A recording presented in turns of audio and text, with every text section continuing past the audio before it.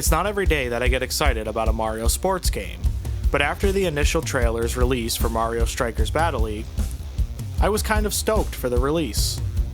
That night, I chatted with a friend who played Mario Strikers for the GameCube, and they were telling me how good it was. That was it, I was sold. A few days after its release in June of 2022, I picked it up. But like most things around here, it got shelved and forgotten about. A few months ago, I was looking through my games, and there it was. Now that I've gotten the chance to play it, it's time to answer the question, what's it worth?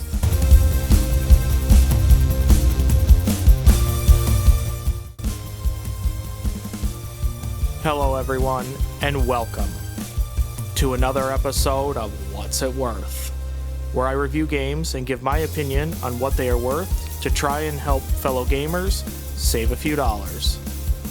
With that said, please make sure you subscribe for more What's It Worth reviews and to help out the channel. Also, if you like these reviews, please like the video as it will help the channel out greatly. Thank you so much. Now, let's get started. Mario Strikers Battle League, which from now on I will be calling it Mario Strikers, doesn't have a story, which was a bit of a disappointment. I was hoping for at least something like Mario Aces, but instead it has cup battles, which basically consists of two modes, normal and galactic. Each mode is made up of 6 different cups. Each cup has an elimination bracket. You as the player can only lose 2 games before you either need to pay coins to continue or completely restart. It didn't take me all that long to play through each cup in each mode. Now I consider myself an average gamer, but the normal mode feels more like an easy mode. It was nothing for me to score 6 to 9 goals in each game. Galactic mode, however, now that was a different story. It was the complete opposite. The difficulty ramps up significantly in Galactic mode. It doesn't even feel like a gradual increase. Which there isn't anything wrong with having a difficult mode. But I would have liked to have a mode in the middle, for a few reasons. This would allow the player to collect more coins and upgrade gear. It would allow the player to work up their skill level, but most importantly, it would have added some more content to the game. Speaking of coins and upgrading your gear, each time you win a cup, you will get coins that you can purchase gear for your characters. At the time of this video, the game has 16 characters that you can play. Each character has their own set of stats. These stats can be modified by wearing gear. The gear is a give and take. Gear can boost a specific stat, but will also reduce another stat. This is a nice way of balancing characters. It also makes characters that aren't using any gear and just having their base stats a viable option. Each game will allow you to select 4 characters to play with. The order in which you select those characters will determine where they are in the field.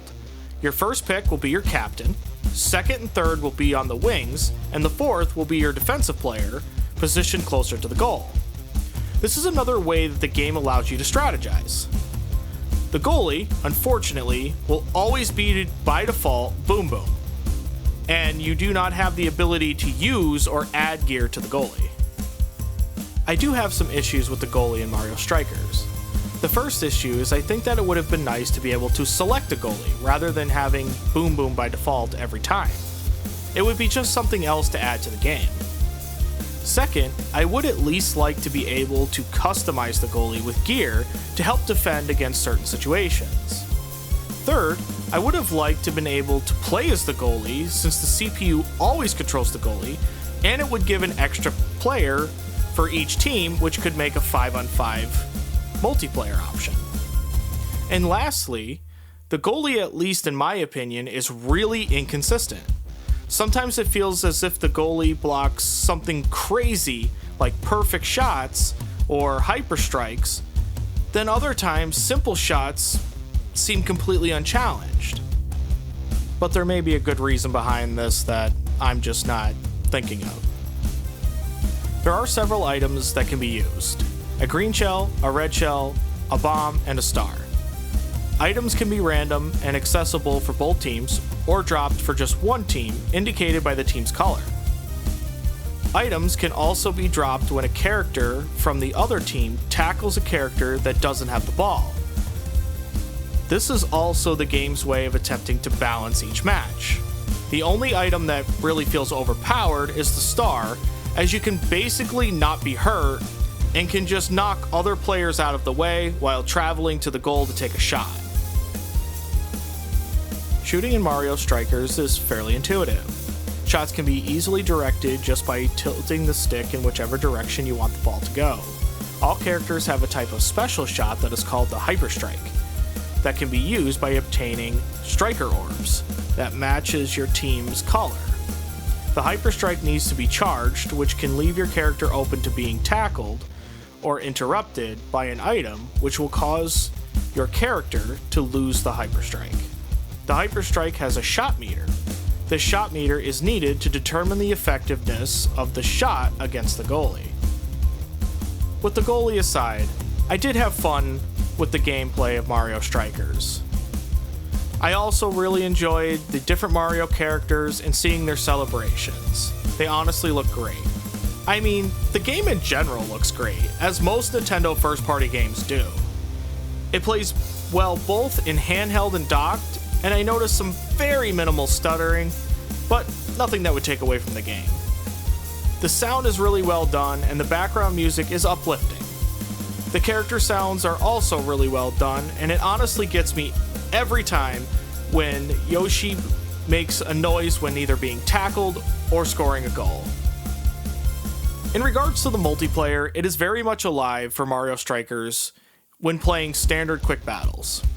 However, there is another game mode called Strikers Club, which you can join or create a club to play matches with other players to get club rankings.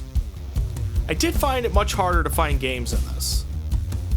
I first joined a club and I didn't have much luck finding any matches, so then I created my own club and I did get a few, but after a wait. So I'm not sure how many people actually play this.